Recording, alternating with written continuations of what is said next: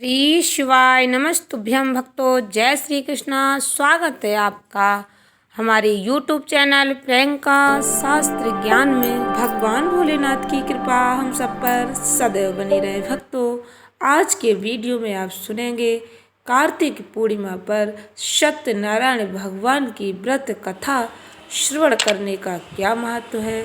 सत्यनारायण भगवान की व्रत कथा। श्री सत्यनारायण भगवान की व्रत कथा सुनने से भक्तों को लक्ष्मी नारायण की कृपा प्राप्त होगी, आर्थिक समस्याएं दूर होंगी। प्रेम से बोलो श्री सत्यनारायण भगवान की जय, लक्ष्मी नारायण की जय। वीडियो में आगे बढ़ने से पहले कमेंट बॉक्स में हर हर महादेव जय श्री कृष्णा अवश्य लिखें। चैनल पर पहली बार विजिट हुए, पहली बार मेरी बात सुन रहे तो चैनल को सब्सक्राइब करके बेल आइकन अवश्य दबाएं। इससे हमारे वीडियो की नोटिफिकेशन आप तक पहुंचती रहे। भक्तों, शास्त्रों में वर्णन मिलता है सत्यनारायण व्रत कथा का पाठ करने सुनने से 1000 यज्ञ करने के बराबर पुण्य फल की प्राप्ति होती है। सत्यनारायण भगवान व्रत कथा में भगवान विष्णु जी के सत्य स्वरूप के बारे में बताया गया है। इस व्रत का पाठ करने से, इस व्रत कथा को सुनने मात्र से घर में सुख समृद्धि का वास हो जाता है। भगवान लक्ष्मी नारायण की कृपा अपने भक्तों पर सदैव बनी रहती है। भक्तों, सत्यनारायण व्रत कथा का पहला अध्याय। एक समय की बात है, नैमिषारण्य तीर्थ में शौनकादि 88,000 ऋषियों ने श्री सूत जी महाराज से पूछा, हे प्रभु, इस कलयुग में वेद विद्या रहित मनुष्यों को प्रभु भक्ति किस प्रकार मिल सकती है तथा उनका उद्धार कैसे होगा।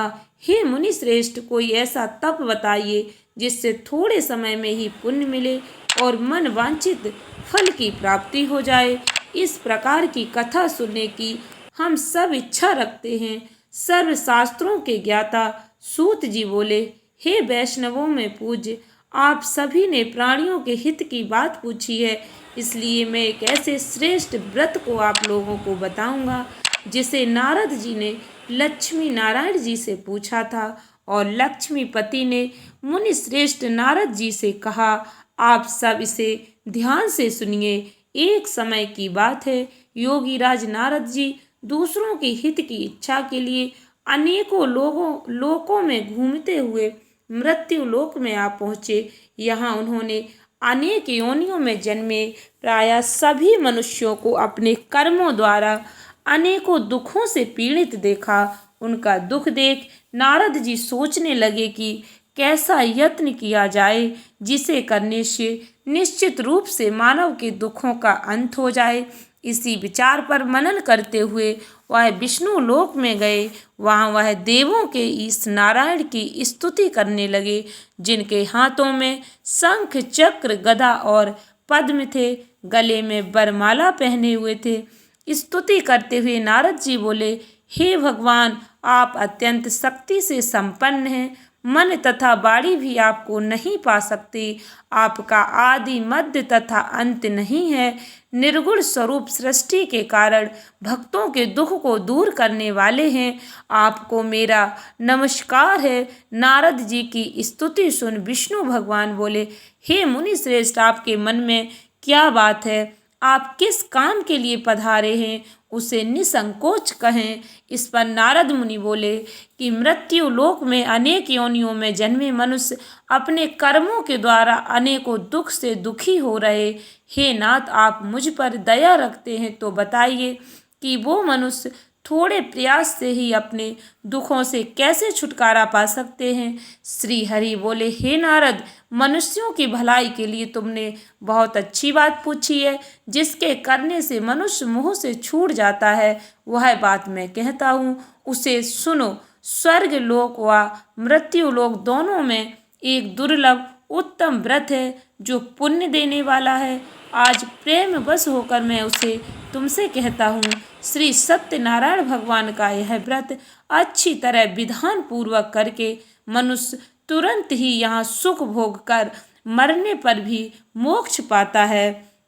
श्री हरि के वचन सुन नारद जी बोले कि उस व्रत का फल क्या है और उसका विधान क्या है, यह व्रत किसने किया था, इस व्रत को किस दिन करना चाहिए, सभी कुछ विस्तार से बताएं। नारद की बात सुनकर श्री हरि बोले, दुख व शोक को दूर करने वाला, यह सभी स्थानों पर विजय दिलाने वाला है।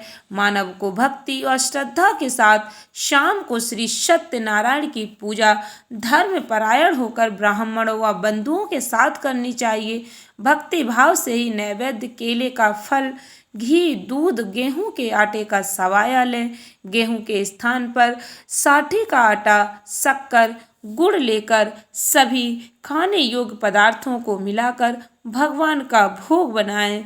ब्राह्मणों सहित बंधु बांधवों को भी भोजन कराएं। उसके बाद स्वयं भोजन करें। भजन कीर्तन के साथ भगवान की भक्ति में लीन हो जाएं। इस तरह से सत्यनारायण भगवान का यह व्रत करने पर मनुष्य की सारी इच्छाएं निश्चित रूप से ही पूरी होती हैं। इस कलिकाल अर्थात कलयुग में मृत्यु लोक में मोक्ष का यही एक सरल उपाय बताया गया है। श्री सत्यनारायण व्रत कथा का पहला अध्याय संपूर्ण। बोलिए श्री सत्यनारायण भगवान की जय। सत्यनारायण भगवान की व्रत कथा का दूसरा अध्याय। सूत जी बोले, हे ऋषियों, जिसने पहले समय में इस व्रत को किया था उसका इतिहास कहता हूँ, ध्यान से सुनो। सुंदर काशीपुरी नगरी में एक अत्यंत निर्धन ब्राह्मण रहता था। भूख प्यास से परेशान वह धरती पर घूमता रहता था। ब्राह्मणों से प्रेम करने वाले भगवान ने एक दिन ब्राह्मण का वेश धारण कर उसके पास जाकर पूछा, हे विप्र, नित्य दुखी होकर तुम पृथ्वी पर क्यों घूमते हो? दीन ब्राह्मण बोला, मैं निर्धन ब्राह्मण हूँ, भिक्षा के लिए धरती पर घूमता हूँ। हे भगवान, यदि आप इसका कोई उपाय जानते हो तो बताइए। वृद्ध ब्राह्मण कहता है कि सत्यनारायण भगवान मनोवांछित फल देने वाले हैं, इसलिए तुम उनका पूजन करो। इसे करने से मनुष्य सभी दुखों से मुक्त हो जाता है। वृद्ध ब्राह्मण बनकर आए सत्यनारायण भगवान उस निर्धन ब्राह्मण को व्रत का सारा विधान बताकर अंतर ध्यान हो गए।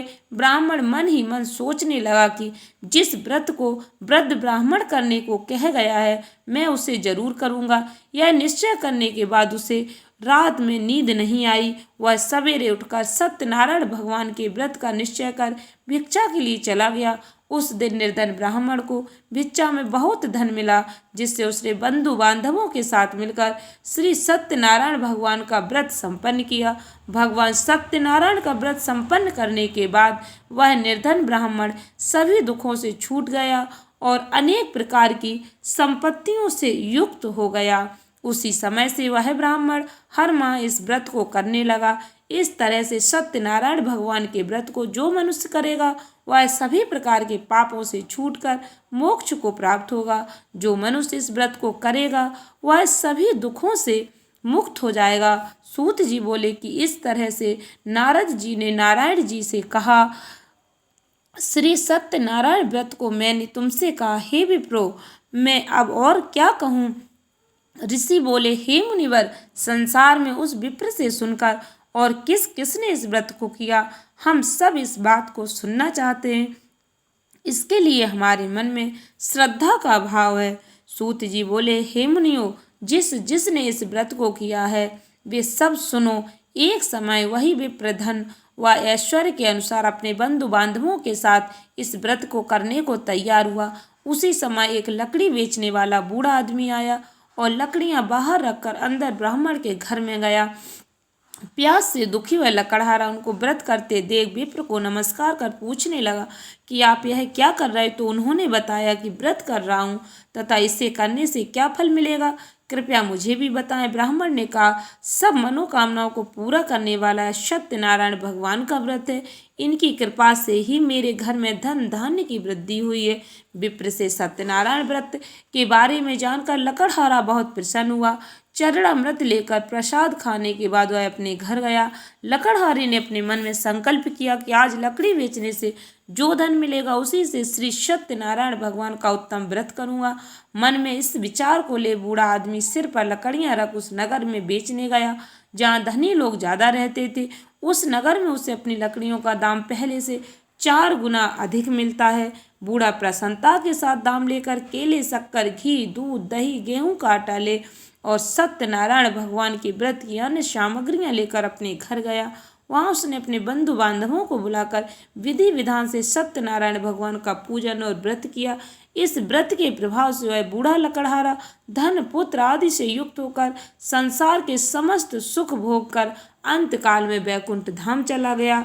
श्री सत्यनारायण व्रत कथा का दूसरा अध्याय संपूर्ण। बोलिए श्री सत्यनारायण भगवान की जय।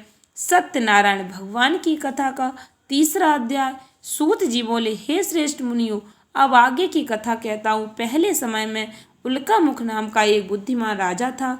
वह सत्य वक्ता और जितेंद्रिय था। प्रतिदिन देव स्थानों पर जाता और निर्धनों को धन देकर उनके कष्ट दूर करता था। उसकी पत्नी कमल के समान मुख वाली सती साध्वी थी। भद्रशिला नदी के तट पर उन दोनों ने श्री सत्यनारायण भगवान का व्रत किया। उसी समय साधु नाम का एक वैश्य आया। उसके पास व्यापार करने के लिए बहुत सा धन भी था। राजा को व्रत करते देखकर वह विनय के साथ पूछने लगा, हे राजन, भक्ति भाव से पूर्ण होकर आप यह क्या कर रहे हैं? मैं सुनने की इच्छा रखता हूँ, तो आप मुझे बताएं। राजा बोला, हे साधु, अपने बंधु बांधवों के साथ पुत्र आदि की प्राप्ति के लिए एक महाशक्तिमान श्री सत्यनारायण भगवान का व्रत व पूजन कर रहा हूँ। राजा के वचन सुन साधु आदर से बोला, हे राजन, मुझे इस व्रत का सारा विधान कहिए। आपके कथन अनुसार मैं भी इस व्रत को करूँगा।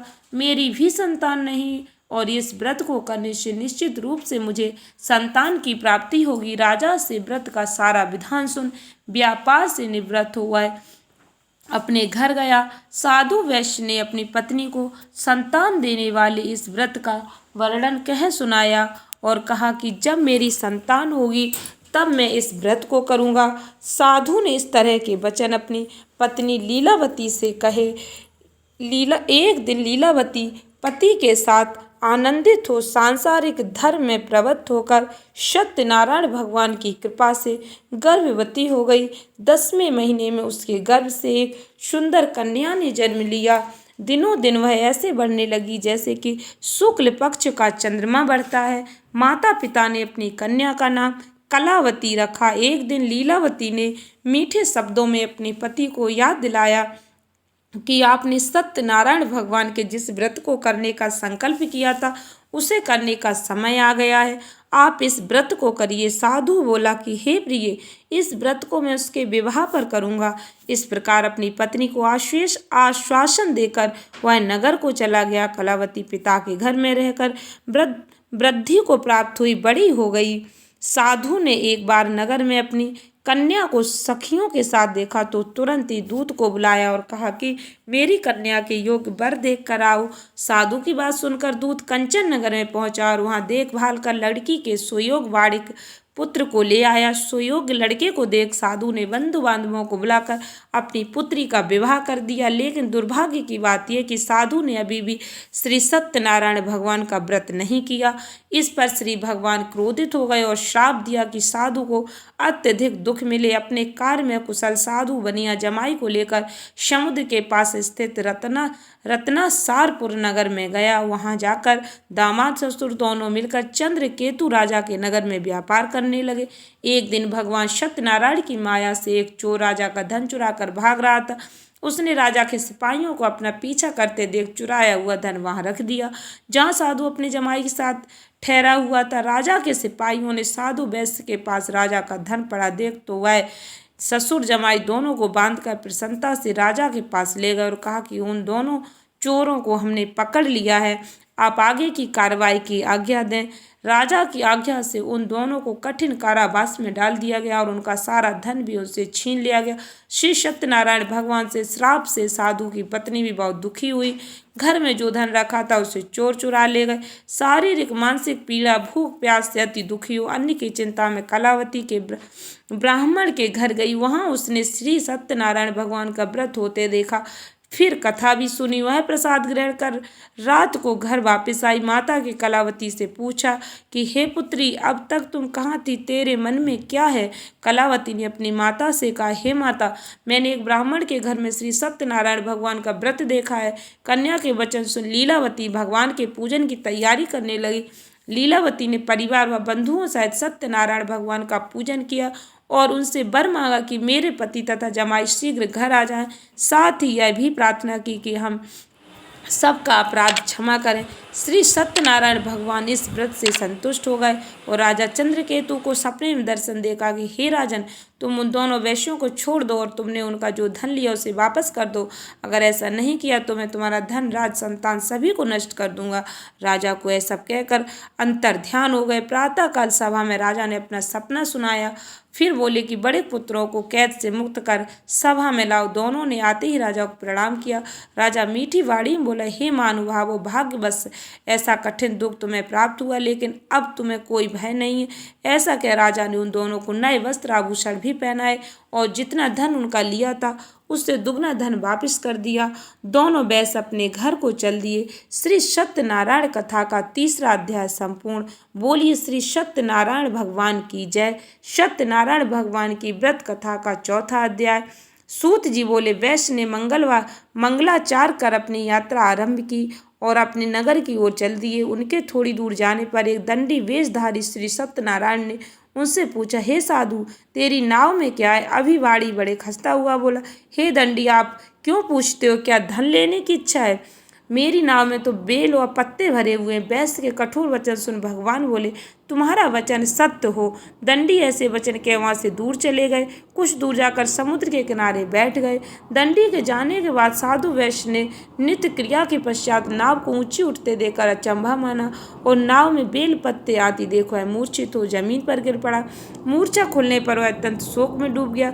तब उसका दामाद बोला कि आप शोक न मनाएं, यह दंडी का शाप, इसलिए हमें उनकी शरण में जाना चाहिए, तभी हमारी मनोकामना पूरी होगी। दामाद की बात सुनकर वह दंडी के पास पहुंचा और अत्यंत भक्तिभाव से नमस्कार करके बोला, मैंने आपसे जो जो असत्य वचन कहे थे उनके लिए मुझे क्षमा कर दें। ऐसा कहकर महान शोक आतुर हो रोने लगा। तब दंडी भगवान बोले, हे बड़े पुत्र, मेरी आज्ञा से बार बार तुम्हें दुख प्राप्त हुआ है। तू मेरी पूजा से विमुख हुआ। साधु बोला, हे भगवान, आपकी माया से ब्रह्मा आदि देवता भी आपके रूप को नहीं जानते, तब मैं अज्ञानी कैसे जान सकता हूँ? आप प्रसन्न होइए और मुझ सामर्थ्य के अनुसार मैं आपकी पूजा करूँगा।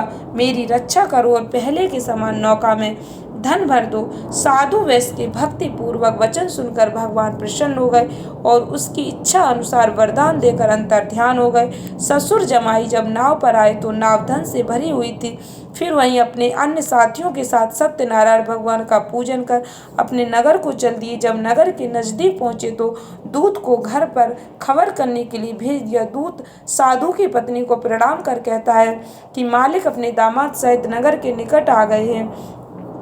दूत की बात सुन साधु की पत्नी लीलावती ने बड़े हर्ष के साथ सत्यनारायण भगवान का पूजन कर अपनी पुत्री कलावती से कहा कि मैं अपने पति के दर्शन को जाती हूँ, तू कार्य पूर्ण कर शीघ्र आ जा। माता के ऐसे वचन सुन कलावती जल्दी में प्रसाद छोड़ अपने पति के पास चली गई। प्रसाद की अवज्ञा के कारण श्री सत्यनारायण भगवान रुष्ट हो गए और नाव सहित उसके पति को पानी में डुबो दिया। कलावती अपने पति को वहां न पाकर रोती हुई जमीन पर गिर गई। नौका को डूबा हुआ देख वह कन्या को रोता देख साधु दुखी होकर बोला कि हे प्रभु, मुझसे तथा मेरे परिवार से जो भूल हुई उसे क्षमा करें। साधु के दीन वचन सुनकर श्री सत्यनारायण भगवान प्रसन्न हो गए और आकाशवाणी, हे साधु, तेरी कन्या मेरे प्रसाद को छोड़कर आई, इसलिए उसका पति अदृश्य हो गया। यदि वह घर जाकर प्रसाद खाकर लौटती है तो इसे उसका पति अवश्य मिलेगा। ऐसी आकाशवाणी सुन कलावती घर पहुंचकर प्रसाद खाती है और फिर आकर अपने पति के दर्शन करती है। उसके बाद साधु अपने बंधु बांधवों सहित श्री सत्यनारायण भगवान का विधि विधान से पूजन करते, इस लोक का सुख भोग अंत में स्वर्ग को प्राप्त होते हैं। श्री सत्यनारायण व्रत कथा का चौथा अध्याय संपूर्ण। बोलिए श्री सत्यनारायण भगवान की जय। सत्यनारायण भगवान की व्रत कथा का पांचवा अध्याय। सूत जी बोले, हे ऋषियों, मैं और भी एक कथा सुनाता हूँ, इसे भी ध्यान पूर्वक सुनो। प्रजा पालन में लीन तुंग ध्वज नाम का एक राजा था। उसने भी भगवान का प्रसाद त्याग कर बहुत ही दुख प्राप्त किया। एक बार वन में जाकर वन पशुओं को मार कर आए, बड़ के पेड़ के नीचे आया और उसने ग्वालों को भक्ति भाव से अपने बंधुओं सहित सत्यनारायण भगवान का पूजन करते देखा। अभिमानवश राजा ने उन्हें देखकर भी पूजा स्थान में नहीं गया और न ही उसने भगवान को नमस्कार किया। ग्वालों ने राजा को प्रसाद दिया, लेकिन उसने वह प्रसाद नहीं खाया और प्रसाद को वहीं छोड़वाए अपने नगर को चला गया। जब वह नगर में पहुंचा तो वह सब कुछ तहस नहस हुआ पाया, तो वह शीघ्र ही समझ गया कि यह सब भगवान ने ही किया। दोबारा ग्वालों के पास पहुंचा और विधि पूर्वक पूजा करके प्रसाद खाया तो श्री सत्यनारायण भगवान की कृपा से सब कुछ पहले जैसा हो गया। दीर्घ काल तक सुख भोगने के बाद मरणोपरांत उसे स्वर्ग लोक की प्राप्ति हुई। जो मनुष्य परम दुर्लभ इस व्रत को करेगा तो भगवान सत्यनारायण की अनुकंपा उसे धन से परिपूर्ण कर देगी। निर्धन धनी हो जाता है, भय मुक्त हो जीवन जीता है, संतानहीन मनुष्य को संतान सुख मिलता है और उसके सारे मनोरथ पूर्ण होने पर वह मानव अंत काल में बैकुंठ धाम को जाता है। सूत जी बोले, जिन्होंने पहले इस व्रत को किया है अब उनके दूसरे जन्म की कथा कहता हूँ। वृद्ध सतानंद ब्राह्मण ने सुदामा का जन्म लेकर मोक्ष की प्राप्ति की। लकड़हारे ने अगले जन्म में निषाद बनकर मोक्ष प्राप्त किया। उल्का मुख नाम का राजा दशरथ होकर बैकुंठ को प्राप्त हुए। साधु नाम के वैश्य ने मोरत ध्वज बनकर अपने पुत्र को आरे से चीरकर मोक्ष प्राप्त किया। महाराज तुंग ध्वज ने स्वयंभू होकर भगवान में भक्ति युक्त होकर कर्म कर मोक्ष पाया। श्री सत्यनारायण व्रत कथा का 5वां अध्याय संपूर्ण। बोलो श्री सत्यनारायण भगवान की जय। भक्तों, सत्यनारायण व्रत कथा सभी भक्तों को अवश्य सुननी चाहिए। आशा करती हूँ वीडियो अच्छी लगी होगी, उपयोगी लगी हो तो सत्यनारायण व्रत कथा अधिक से अधिक मित्रों को शेयर करें। धन्यवाद भक्तों। श्री शिवाय नमस्तुभ्यम।